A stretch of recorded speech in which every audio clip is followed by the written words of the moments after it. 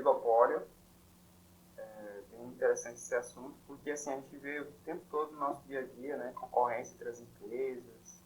Então, um mundo mais real aqui, né? Monopólio são alguns casos que a gente tem, mas oligopólio tem muitos exemplos pra gente, né? Acho que o caso mais comum de estudo de mercado é isso aí, né? Então, basicamente, o que a gente vai ver nessa parte da disciplina é estrutura de mercado, né? De forma geral, o que é uma estrutura de mercado. A gente vai estudar sobre cartéis. E aí são 3 tipos de oligopólio, 3 modelos. Ó. Oligopólio de Cournot, em que as empresas elas concorrem, elas definem a quantidade, né, mas considerando o que o concorrente está fazendo. Né? Então ela olha para o concorrente e define uma estratégia ótima. O oligopólio de Stackelberg é parecido com o de Cournot, a diferença é que nesse oligopólio de Stackelberg existe uma firma líder, ou seja, ela define primeiro a quantidade. E a outra firma é chamada de seguidora, e ela, com base na estratégia da líder, ela forma a sua estratégia. Eu achei bem legal o Stackelberg, porque a firma líder, ela sabe que tem um concorrente, então para ela definir a quantidade dela, ela pensa no que o concorrente vai fazer, qual vai ser a resposta do concorrente, e aí toma sua decisão ótima. Então acho bem interessante Stackelberg. Oligopólio de Bertrand é meio que um caso especial em que as firmas elas concorrem não definindo a quantidade, mas sim definindo o preço ótimo. E, por fim, o último tópico aí é competição monopolística. É um assunto, né, mais interessante também. Não sei se vai dar tempo da gente ver, porque também esse semestre ele está, não sei se vocês perceberam, ele está mais curto do que um semestre presencial, né, que a gente estava tendo antes da pandemia. Então, talvez não dê tempo de ver competição monopolística. Pelo menos assim, não posso deixar os slides, vou deixar, né? Então, eu esqueci de deixar os slides, eu vou colocar os slides lá no Google Classroom, para vocês também acompanharem a aula, fica mais fácil. Mas vamos lá. Então, vamos tratar sobre estruturas de mercado. As estruturas de mercado, elas são diferentes, né? Por quê? O que pode mudar, né, numa estrutura de mercado é o número de empresas. Então, cada estrutura tem uma quantidade de empresas específica lá. Então, até agora a gente viu os dois extremos, né? A gente viu concorrência perfeita, e eu tenho muitas empresas no mercado, que não é um caso muito realista, né? Então, a concorrência nunca é perfeita mesmo, assim, tem um número muito grande de empresas. E o outro caso extremo é o monopólio, que eu tenho uma só empresa. E agora, né, nessa aula, a partir da aula de hoje, a gente vai ver o mundo real mesmo, que é a parte eu tenho algumas empresas no mercado, eu tenho, né, uma quantidade, estou no meio termo aí, né? Tem várias empresas, mas é um número muito grande de empresas no mercado, né, concorrendo. Né? Também, algo que classifica as estruturas é a facilidade que as empresas têm de entrar e sair do mercado. A gente viu no monopólio que não existe possibilidade de entrada, né? Existe só uma empresa e não existe possibilidade de entrada de novas empresas para concorrer. Né? Então, a outra característica, né, das estruturas que faz elas diferirem é a capacidade das empresas no mercado de diferenciar os produtos dos seus concorrentes.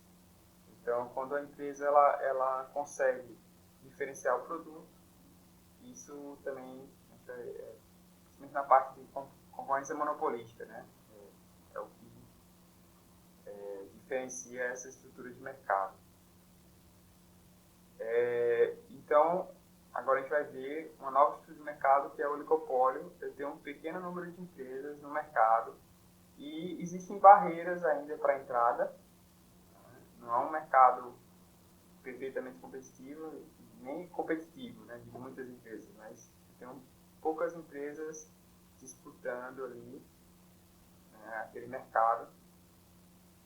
E existe a possibilidade né, existe não pela lei, né, a lei proíbe o cartel, mas existem incentivos, né, as empresas elas teriam um lucro maior se elas formassem cartéis.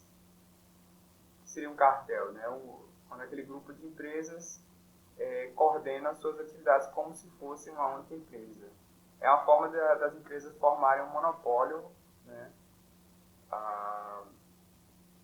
Acho que o cartel, o exemplo de cartel que a gente vai vou mostrar daqui a pouco, mas o exemplo mais conhecido é a OPEP, né? A questão do petróleo. Existem alguns produtores de petróleo no mundo e eles decidiram fazer um cartel, já que eles estão espalhados pelo mundo, são vários países. Se o petróleo fosse num país só, muito provavelmente o governo desse país iria proibir, né, a formação desse cartel. Mas como são vários países, fica mais difícil você criar leis, né, para proibir esse cartel de operar. Enfim, vou falar mais sobre cartel daqui a pouco. E outra tipo de mercado para pensar num duopólio, que é um oligopólio que tem apenas duas empresas, que é o caso mais simples de analisar, né? Então, e a gente vai focar bastante no duopólio, mas o oligopólio é muito parecido. Às vezes eu colocava na lista de exercício, né, um exercício com três firmas.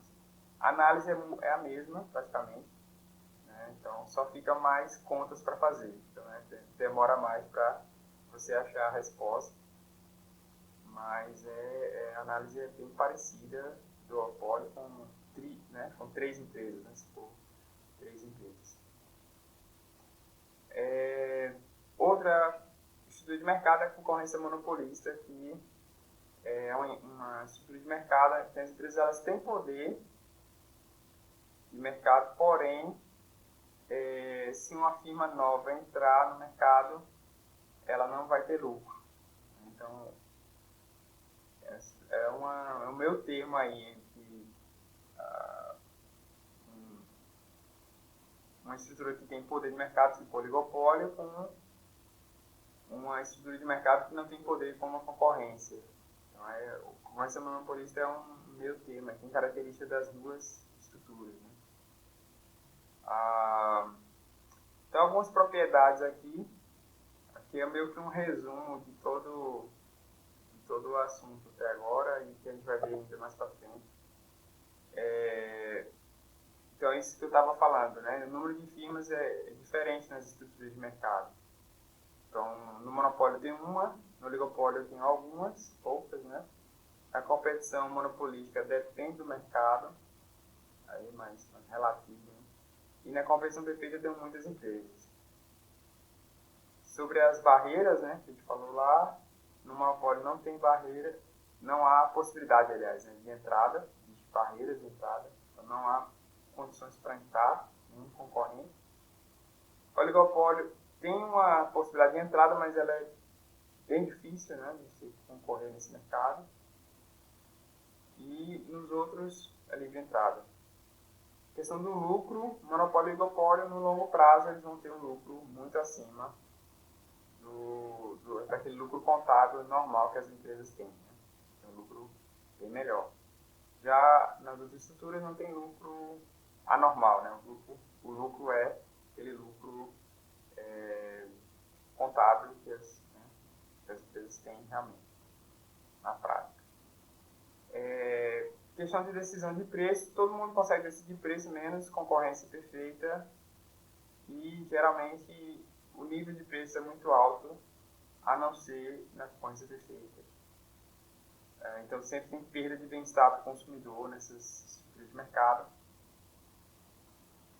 Aí o item 6 eu não coloquei no slide anterior, também uma forma de a gente classificar estudo de mercado. Será que cada firma pensa na estratégia do concorrente? Então, geralmente, não, né? No oligopólio, não, porque não existe concorrente. E na concorrência perfeita, a gente debateu isso lá naquela revisão de micro 1, em que também não existe, né, não tem essa condição da firma pensar na estratégia concorrente, porque a firma ela só analisa o custo marginal e ela vê o preço de mercado, e aí ela toma suas decisões. Ela não olha o que os concorrentes a estratégia dos concorrentes nesse caso, né? A não ser, por exemplo, tecnologia, né? Se o concorrente melhora a tecnologia, aí a firma vai lá também, né? Tenta melhorar também para ela não sair do mercado, né? Ela precisa reduzir custos, ela precisa inovar, enfim, né? Para se manter. Então, a concorrência perfeita, ela tem uma característica dinâmica que a gente viu lá no finalzinho da aula, da revisão. E eu dei o exemplo lá dos caminhoneiros, né? Eles têm que inovar, fazer alguma coisa para economizar combustível quando os preços sobem, enfim, né? Então, eles criaram aqueles aerofólios e tal, mostrei lá na aula, década de 70, início da década de 80. Então, basicamente isso. Isso vale para vários outros mercados, né? É questão dos produtos. Geralmente, no monopólio é um produto único, né? Só a empresa possui oferta aquele produto. Na competição perfeita, existe um produto assim, ele geralmente não é homogêneo, né? Bem homogêneo. Ele é o mesmo produto fornecido por vários fornecedores. Já no oligopólio, competição monopolística, pode ter diferenciação. Os produtos podem ser diferentes, até para você, né?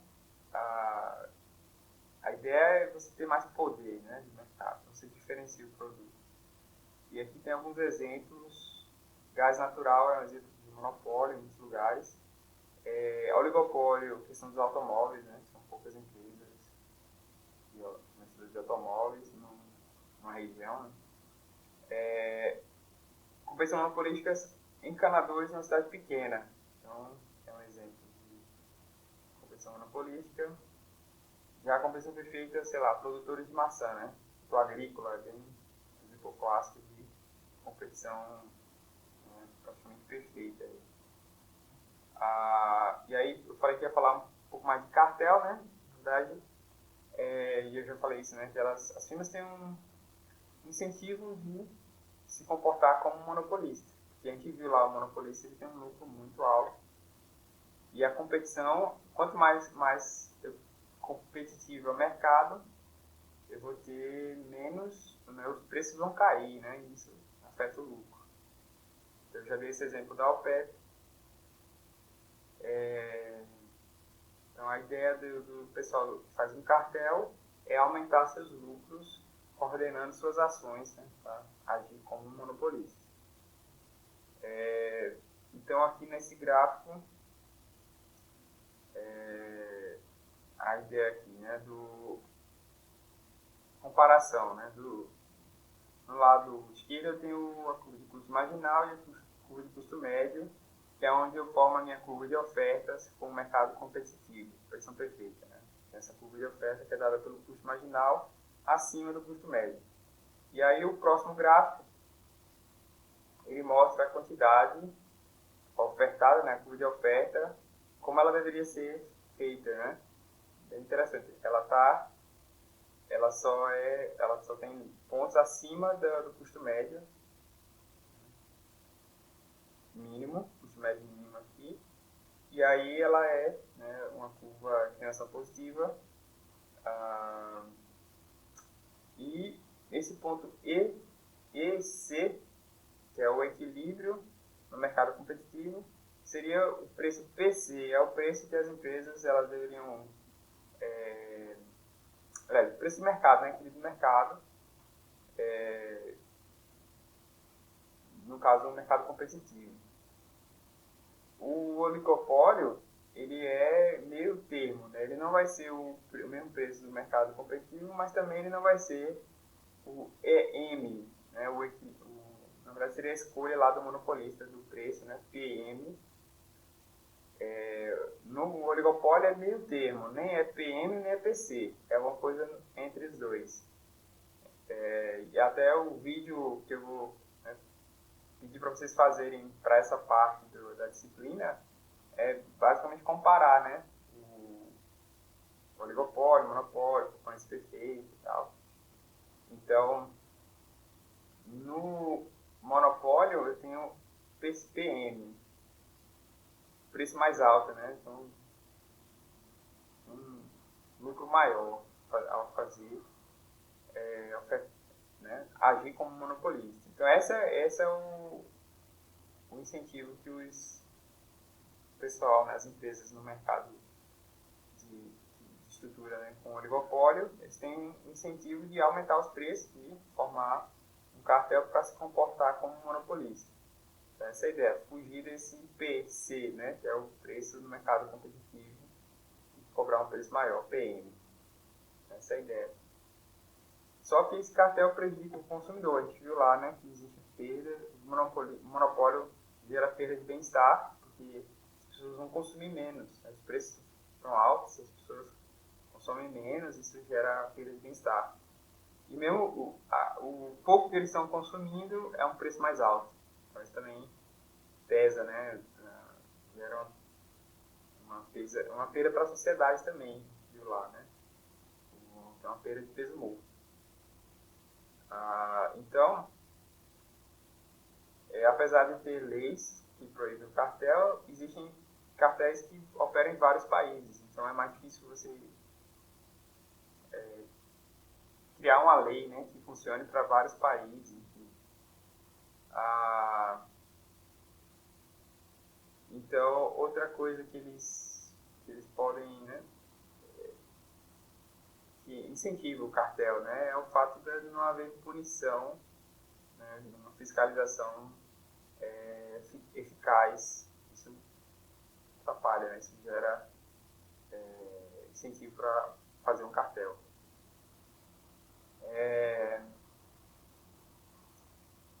Outra forma, também existe formas das empresas coordenar as suas atividades sem meio que combinar uma com as outras, né? Sem fazer um acordo. Né? Elas podem coordenar de outras formas. Não vou entrar muito nesse detalhe, mas é uma coisa assim, um fato, né? Elas conseguem coordenar mesmo sem se comunicar, né, diretamente. Teve um caso nos Estados Unidos, até um tempo atrás, né? Um exemplo que está lá no livro do Tim Dyke, né, de microeconomia, que as empresas, companhia aérea, né, elas estavam num momento assim, de bastante competição. Eram poucas empresas, mas elas estavam, né, querendo ganhar mercado, né, enfim. Então, os preços das passagens aéreas lá nos Estados Unidos estavam caindo muito. E devido a essa competição, né, embora tinha poucas empresas, mas elas estavam querendo ganhar mercado, estavam competindo, derrubando os preços mesmo. E aí um presidente de uma das companhias aéreas ligou para o outro presidente e falou: o que você está fazendo? Você está ficando louco, né? Né? Ou seja, querendo subir os preços, né? Os dois subiam os preços juntos e aí ia ser melhor para todos, né? Mas aí essa ligação ela foi pega, né, pelas autoridades e tal, e eles foram punidos por isso, por estar tentando formar um cartel aí, né? Controlar os preços das passagens aéreas. Algumas leis que elas são antigas lá nos Estados Unidos, né? Então, desde 1890 eles criaram leis para proibir os cartéis. E antes existia cartel em tudo, né? Ferrovia, açúcar, cigarro, petróleo, vários mercados eram cartelizados. E essas leis proibiam das empresas fazerem esse acordo, né, esses telefonemas aí, né? E uma combinar com o outro para manter um preço elevado. Então, basicamente, isso. A OPEP foi um cartel formado na década de 60, e formado por 5 países: Irã, Iraque, Kuwait, Arábia Saudita e Venezuela. Só que apenas em 1961 é que eles concordaram em fixar os preços realmente e coordenar suas atividades. E aí vocês veem lá, a economia brasileira fala bastante sobre isso, da década de 70, o barril do petróleo passou de 100 dólares, enfim, ficou muito caro o petróleo, devido a essas ações da OPEP. Mas assim, o cartel é uma coisa legal. Vamos fazer um cartel, né? Ótimo, a empresa, né? O consumidor é ruim. Mas pode ser que um dos membros trapaceie, né?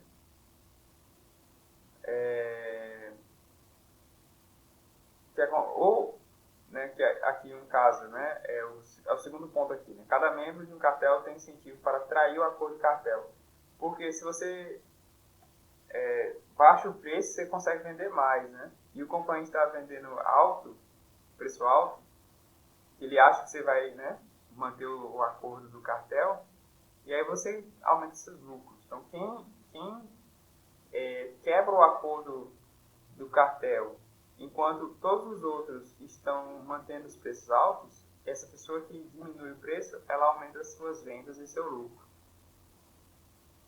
Então, existe um incentivo para você não seguir o acordo do cartel. Cada individual. Se todo mundo trair o acordo do cartel, né, aí é ruim, né, para todo mundo, porque todo mundo vai estar com um preço mais baixo, enfim, né? Mas cada firma individual tem incentivo para desviar do acordo do cartel.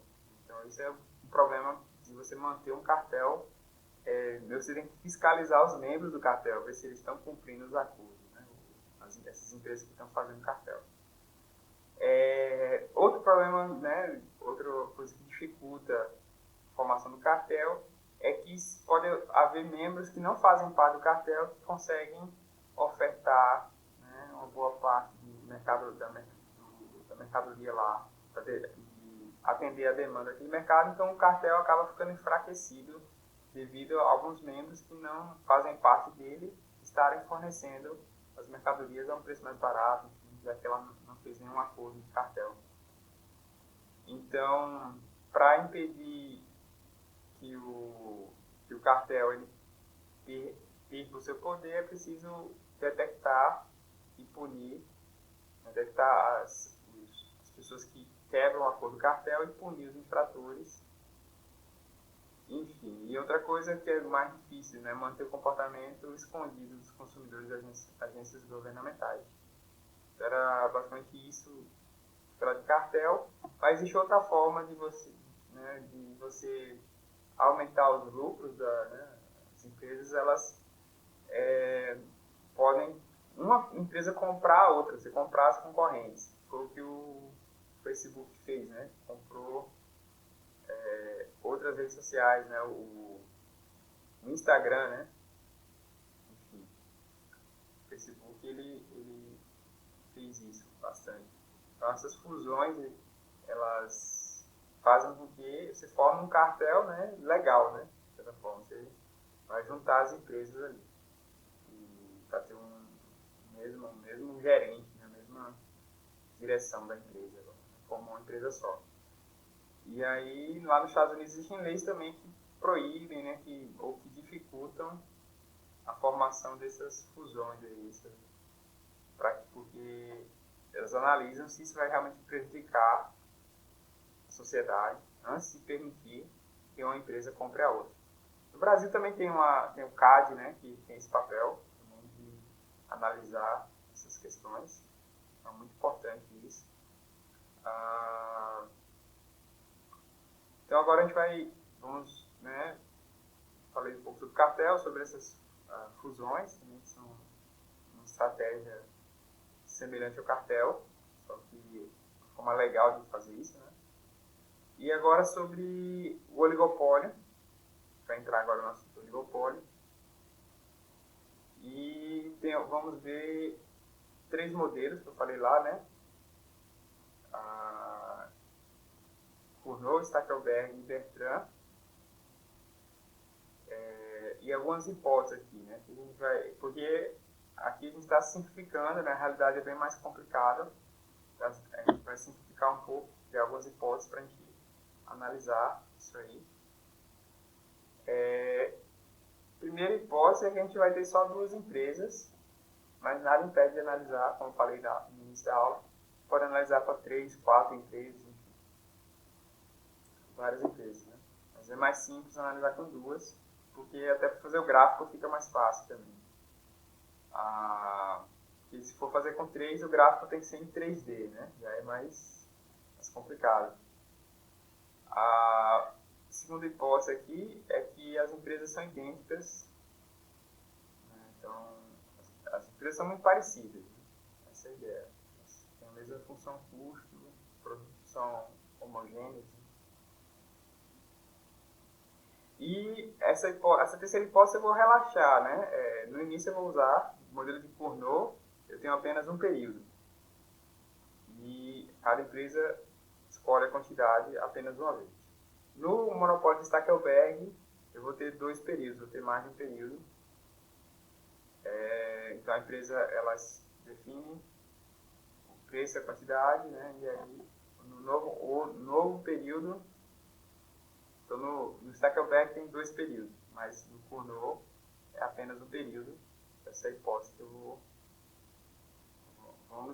Então a ideia aqui, a gente vai ver com mais detalhe lá em teoria dos jogos, né? Que é como se fosse um jogo. Lá na teoria dos jogos, as estratégias, elas são discretas. O que quer dizer isso? O exemplo que a gente vai ver lá é ajuda ou não ajuda. Tem 2 opções de estratégia. Né? Ou às vezes 3 opções, né? Pedra, papel e tesoura, por exemplo. Você pode escolher uma das 3 estratégias. Então é uma coisa discreta. E aí a gente vai ver um jogo lá da Mimi e do Jeff, em que eu não consigo achar um equilíbrio, né? Dependendo do tipo de estratégia lá. Mas o que seria uma estratégia contínua? Estratégia contínua, no caso, vai ser um número, né? Entre, sei lá, de 0 e infinito. Então, a minha estratégia é definir uma quantidade. Aqui nesse jogo que a gente vai estudar, não é pedra, papel, tesoura. Não são 3 opções, são infinitas opções. Por isso que é um jogo de estratégia contínua. Não sei se ficou claro isso para vocês. Então, parece mais complicado, né? Se agora eu tenho pedra, papel e tesoura é simples, eu tenho 3 opções. É uma coisa discreta, né? Já uma coisa contínua, uma estratégia contínua são infinitas opções. Então é mais complexo o negócio aí. Mas não é tão complicado não, né? A gente vai usar matemática aqui, né? Derivar, aí fica fácil. Porque na verdade achar um equilíbrio, que eu estou falando aqui, né? Estou falando bastante sobre equilíbrio nesse slide. Para a gente nada mais é que achar um ponto ótimo, né? Ponto de equilíbrio, a gente vai ver bastante lá em teoria de jogos, sobre equilíbrio, que é o resultado do jogo. Para a gente aqui é achar o ponto que maximiza o lucro das empresas. Depois que a empresa encontra essa quantidade que ela maximiza o lucro, ela não tem incentivo de mudar, né? Diminuir ou aumentar essa quantidade. Então isso é um equilíbrio. Para a gente aqui, achar equilíbrio é derivar igual a 0. É bem simples, tá? Então vamos agora ver a noção de equilíbrio de Nash. Qual é a diferença, né, do equilíbrio que a gente tem visto em micro 1, ou que a gente viu lá no monopólio? A gente viu uma estratégia ótima lá do monopolista. O equilíbrio de Nash é um pouquinho só mais elegante, eu acho, né? Eu diria assim, é elegante. É um equilíbrio a noção mais complexa um pouco, porque aqui é uma noção de equilíbrio em que eu levo em consideração o que o adversário está fazendo. Então, eu suponho que o adversário está fazendo o melhor dele, e aí eu tento fazer o meu melhor. E se cada um está fazendo o seu melhor, eu chego no equilíbrio, e ninguém tem incentivo de mudar sua estratégia. Então, esse é um equilíbrio de Nash. Então, a definição aqui que está aqui no slide é um conjunto de ações tomadas pelas empresas. É um equilíbrio de Nash se, mantendo as ações de todas as outras firmas constantes, nenhuma empresa pode obter um lucro maior escolhendo uma ação diferente. Então, assim, vocês têm que saber sobre o equilíbrio de Nash, é isso. Dado que as firmas, né, elas estão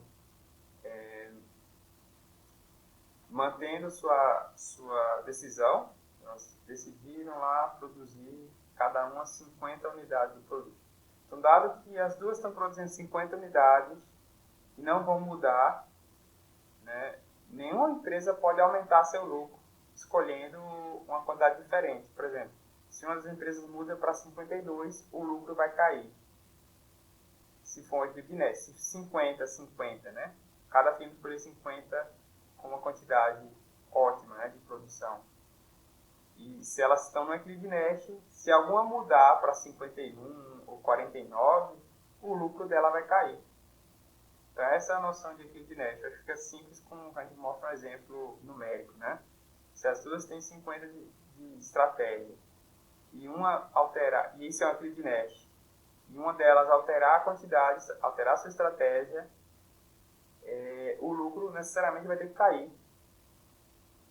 Então, essa é a noção de equilíbrio de Nash. Ficou claro aí para vocês? Alguma dúvida, pergunta? É um conceito muito importante que a gente vai ver de agora até o final da disciplina, equilíbrio de Nash, o tempo todo. No final do curso vocês vão estar bem craque nisso aí. E aí, como eu falei no início, a gente vai ter 3 modelos: Cournot, Stackelberg e Bertrand. Vamos falar sobre Cournot, né? Eu chamo jogo de Cournot, né? Porque eu tenho 2 empresas, a Azul e a Latam, 2 companhias aéreas. E elas têm que definir algumas quantidades. E eu acho que isso é um exemplo bem de vida real, porque dependendo do trecho que você quer viajar, você vai ter poucas empresas, 2 companhias aéreas, às vezes. Então, realmente, a competição parece um duopólio em muitos trechos. Né? Não Rio-São Paulo, eu acho que Rio-São Paulo deve ter várias companhias, mas outros trechos que tem menos demanda, assim, ficam poucas empresas, poucas opções, né, de empresas para você viajar. Então, aqui elas estão escolhendo qual é a ordem do jogo. Isso aqui é importante, porque em Stackelberg a ordem é diferente. Aqui é um jogo simultâneo, elas vão definir simultaneamente as quantidades QA e QT dentro de um conjunto assim, infinito de opções, né? Se fizer infinito, assim, infinitas opções de quantidade de voos para ofertar. Então, essa é a ordem do jogo. Aí, aqui é um exemplo. Então, suponha Brasília-Belém, né, esse trecho aqui. Só tem 2 empresas. Pelo menos há um tempo atrás, eu viajei, né, de Brasília para Belém, só tinha 2 opções mesmo. Então, não sei se agora já tem mais alguma. E esse exemplo, então, suponha que a demanda inversa, né, de voos de Brasília para Belém, seja dada por isso, por P igual a 339 menos Q. E Q vai ser igual a QA mais QT. Ou seja, esse Q aqui, essa quantidade, Q maiúsculo, está dividindo entre as 2 empresas, né? A Azul e a TAM. A gente chama de QA e QT. Suponha o custo marginal e o custo médio são constantes igual a 147. Seria o custo marginal de você levar um passageiro, né, passageiro a mais, né? O custo, quanto aumenta o seu custo se você levar um passageiro a mais naquele avião, né? Isso é a ideia do custo marginal aqui, né? 147.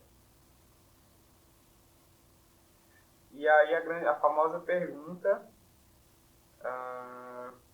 quantos voos as empresas devem ofertar? Ou, de outra forma, né, qual é o equilíbrio de net aí, né? Qual vai ser essas quantidades QA e QT que as empresas vão decidir, vão ofertar, e que elas não conseguem aumentar o seu lucro se elas mudarem sozinhas, se elas mudarem sozinhas essa quantidade. Então, vou ensinar aqui os passos para a solução, depois vou dar um exemplo também. Mais devagar, né? Mesmo sempre vai ser mais rápido, depois eu faço mais devagar. Primeiro, eu tenho que encontrar a função lucro, que são os payoffs, são a recompensa, né, da empresa, se ela ganha o jogo. Esse payoff seria isso, o que você recebe, né? Qual o resultado que você recebe. Então, primeiro eu tenho que achar a função lucro de cada empresa. Primeiro passo. Segundo, aliás, primeiro ainda, né? Eu acho a função lucro e também vou derivar igual a zero. Eu tenho que maximizar esse lucro para as duas empresas. Ou eu vou ter que passar uma linha, né? Se eu igualar a receita marginal ao custo marginal, é a mesma coisa que está, né, derivando a função lucro, igualando a zero. Quando eu derivo a função lucro, eu tenho receita marginal menos custo marginal igual a zero. E aí, passando o custo marginal para o outro lado, fica a receita marginal igual ao custo marginal. Já viu isso? Vou mostrar para vocês. Então, tanto faz passo 1 ou passo 1 linha. Segundo passo. Do passo 1, eu tenho duas equações, porque eu tenho duas empresas, né? Eu chamo essas equações de função de reação. E eu tenho duas variáveis, que é QA e QT, as quantidades. Okay? Então, basta eu substituir uma equação na outra. Eu tenho duas equações e duas variáveis, é um sistema, né? Para resolver esse sistema, a gente viu lá no ensino médio. Se a gente substituir uma equação na outra, a gente resolve o sistema, né? Bastante isso. Então, vamos ver no caso aqui da nosso exemplo. Vamos achar a função lucro. A gente viu lá a receita é preço vezes quantidade. Então, o lucro vai ser receita menos custo, então preço vezes quantidade menos custo. Quem é preço é dado pela demanda inversa lá, né? Então, substituo aqui. Então, para azul, pensando agora no lucro da azul, né? Então, vai ser preço, que é dado por 339 menos QA menos QT, vezes a quantidade que a azul vai ofertar, menos 147 QA. Porque 147 QA é o custo, né, de produção. Eu tenho, o custo marginal é 147. Se eu integro, eu acho a função custo, né, que é 147 QA. Então, isso vai ser... Agora só é resolvendo, né? Vou multiplicar aqui e tal.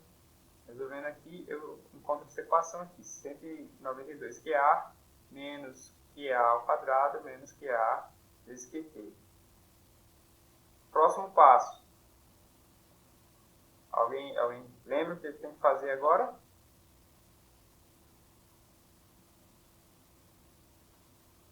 Achei a função lucro. O que eu tenho que fazer?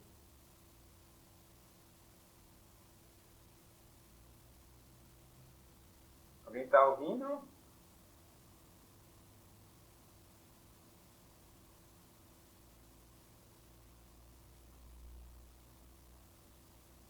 Estão entendendo o assunto?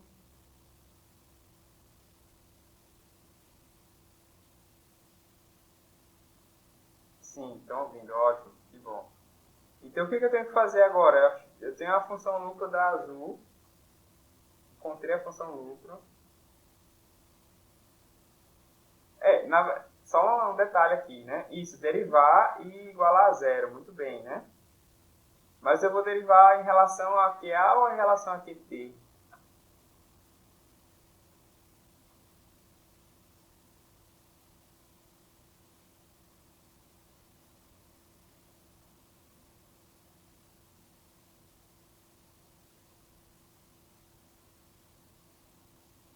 QA, exatamente, que eu estou analisando o lucro da Azul, né? Então, QT aqui vai ser como uma constante, né? Derivação em relação a QA. Só um detalhe também que eu esqueci de falar, ó. Esse custo aqui, 147 QA, eu falei lá no exemplo também, no problema, que o custo médio é 147.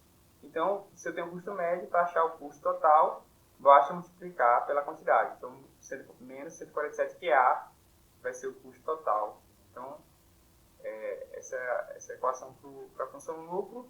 E agora eu vou derivar em relação a QA. Então, eu vou achar... Então, tá, vou fazer isso. Também vou montar para TAM a mesma coisa. Como é tudo igual, as não são idênticas, né? Vai ser bem parecido. A diferença aqui é onde tinha QA, vai ser QT. Mas é a mesma coisa, né? Mesmo raciocínio. Né? Então, vai ficar preço vezes quantidade, só que agora a quantidade da TAM. E aí o preço substitui lá a função demanda. E vai se trocar 339 menos QA menos QT, que multiplica QT, menos 147 QT. Então, 147 é o custo médio, vezes a quantidade, vai dar o custo total. Menos 147 QT. E aí, expandindo isso aqui, somando lá os termos que são iguais, eu chego também na equação da TAM, vai ser a equação da função lucro, né, da TAM, 192 QT menos QA vezes QT menos QT ao quadrado. Então, eu vou derivar o lucro da Azul em relação a QA e o lucro da TAM eu vou derivar em relação a QT, que é a quantidade da TAM. E, então, derivando igualando a zero, eu encontro essas duas equações aqui. Agora é só resolver aquele sisteminha agora, resolver esse sistema. Se eu resolver esse sistema, eu encontro QA e QT. Então, eu vou obter as duas equações e substituir agora. Então, QT, deixa eu só voltar aqui. Né? Nessa equação, a primeira equação aqui, eu posso passar QT para o outro lado. Né? Vai ficar QT igual a 192 menos 2QA, que é a função de reação de melhor resposta da TAM. Do mesmo jeito, da Azul também, posso resolver para QA, acho também essa função de reação, ou curva de melhor resposta, tem vários nomes. E agora só é substituir uma equação na outra, tanto faz, né? Aqui eu substituí a segunda na primeira, mas também poderia substituir a primeira na segunda. Substituindo, e aí eu vou resolver, eu vou encontrar QT igual a menos 192 mais 4QT, resolvendo mais ainda, eu encontro 3QT igual a 192, logo QT vai ser 192 dividido por 3, que vai dar 64. Então achei a quantidade que a TAM vai ofertar. Agora eu pego esse resultado aqui e substituo na equação 2. E aí eu encontro a quantidade que a Azul vai ofertar, que é também 64. E aí, substituindo lá na função demanda, eu acho o preço de equilíbrio, que é 210. O preço da passagem. Né? Então, aqui eu tenho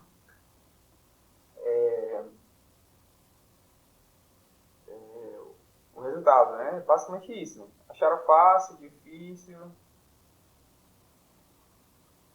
Na verdade, falta só mais um gráfico, né? Para a gente entender melhor o que está acontecendo. Se eu colocar essas funções... Ótimo, bom. Se colocar essas funções num gráfico, é bem interessante fazer isso, né? Fazer os gráficos. Então, acho que a parte mais chatinha é fazer esses gráficos aqui. Eu tenho a curva de melhor resposta das duas empresas aqui. A da Azul, essa linha verde, e da Latam é a linha azul. Então, como é que eu fiz esse gráfico aqui? Né? Da TAM, eu peguei exatamente a equação que está aqui, a equação 1. 192 menos 2 QA. E aí o intercepto é 192 e a inclinação menos 2. Então vai dar exatamente essa curva azul aqui. Né? Intercepto de 192, a inclinação menos 2. Já na azul, eu tenho que fazer eu tenho que reorganizar essa equação 2 aqui. Então eu vou resolver para que o QT fique no eixo Y. Pode ver aqui nessa equação aqui, o QT está no eixo Y. E no eixo X eu tenho QA. Então, a equação da azul, a melhor resposta da azul, vai ser metade de 192, tá? Quanto? 192 dividido por 2. 96, né? Aqui. Então, o intercepto vai ser 96 e a inclinação vai ser menos meio. Então, a curva da azul, eu preciso resolver, né? Para QT. Para ficar QT no eixo Y. Porque olha só aqui o que está acontecendo aqui. QT, né? Eu tenho QA no eixo Y, né? Equação 2 aqui. QA está no eixo Y. Eu tenho que reorganizar aqui essa equação 2 para ficar QT igual a, né? Aí vai ficar QT igual a 96 menos QA sobre 2, que é exatamente essa equação, essa curva verde aqui. Okay? E olhando o gráfico, eu chego num ponto em que esse gráfico ele mostra para cada valor que a concorrente está ofertando, qual vai ser a melhor resposta, ou seja, a escolha da firma que maximiza o lucro. Por exemplo, vamos supor que a TAM esteja ofertando 48 voos. Então, seria esse 48 aqui que está nesse eixo Y aqui, né, no eixo QT. Qual vai ser a melhor resposta da azul? Aí eu coloco vou lá na equação, coloco QT igual a 48, eu vou achar o QA, né, a quantidade que a azul vai ofertar vai ser 96. Esse ponto aqui no gráfico vai ser a melhor resposta da azul. O que acontece se a TAM escolher 64 voos? Quantos voos a azul vai ofertar? Então, se você substituir lá na equação, vai ser também 64. E nota uma coisa interessante aqui nesse ponto, 64 e 64. As duas firmas vão estar fazendo o seu melhor. Então, nenhuma delas tem incentivo de desviar dessa estratégia. Porque, claro, lembrando, elas não têm incentivo para desviar sozinhas. Elas podem fazer um cartel, né? Não seria bom para o consumidor, mas elas podem fazer uma estratégia juntos, mudar as duas juntas, né? Para outra estratégia, ofertar menos voos, aumentar o preço das passagens. Né? Mas no caso aqui, supondo que elas não podem fazer cartel, então elas definiram 64 e 64, nenhuma delas tem incentivo de mudar essa estratégia, porque as duas estão na curva de melhor resposta. Então por isso eu chamo esse ponto de equilíbrio de Nash, né? Um equilíbrio que, dado que o outro não vai mudar, ninguém tem incentivo de mudar. Okay? Então eu chamo de equilíbrio de Nash por No. Isso é o equilíbrio. É isso que vai cair quando eu faço a lista de exercícios, eu vou perguntar, encontre o equilíbrio de Nash e tal. talvez vocês não vão precisar tanto se preocupar com o gráfico, porque online é mais difícil, né, fazer esse gráfico e tal, e para eu corrigir esse gráfico de vocês. Mas é importante saber fazer para até vocês saberem me explicar, né, no vídeo que vocês vão fazer. Vocês têm que treinar isso aí também. Eu posso resolver a mesma coisa sem achar a função lucro e derivar, simplesmente eu vou igualar a receita marginal com o custo marginal. Então eu tenho aqui a receita total, o peso vezes quantidade, que é a receita marginal. Então eu vou derivar aqui, aliás, eu derivei, né? Eu tenho a receita total, eu derivo e acho a receita marginal. Agora eu igualo ele só ao custo marginal, que é 147, e daí eu encontro a mesma equação, né? Que eu encontrei da outra vez. Então tem gente que acha que fazer isso aqui é mais simples. Eu prefiro achar a função lucro e derivar igual a zero. Porque, assim, sinto mais confortável, né, fazendo isso, do que ir direto para a receita marginal igualar ao custo marginal. Enfim, mas tem essa opção aqui também de resolver a mesma coisa, né? Então, a resposta vai ser a mesma. Então, para tanto também eu vou achar a receita total, preço vezes quantidade. Achando a receita total, eu derivo e acho a receita marginal.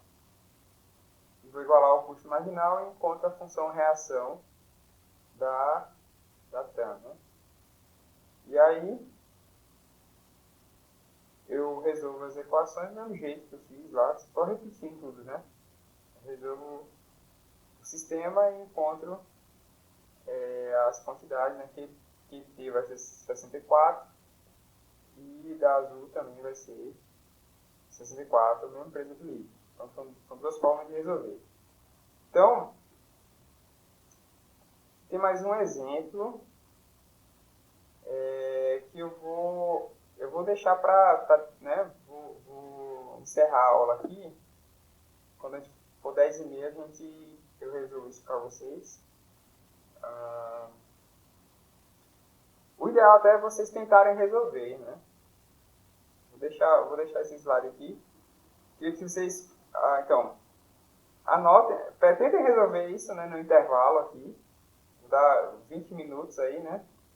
A nossa aula até 9h30. Então, esses 20 minutinhos aí, tentem resolver essa questão. E aí, quando a gente voltar às 10h30, eu resolvo para vocês ver se vocês acertaram.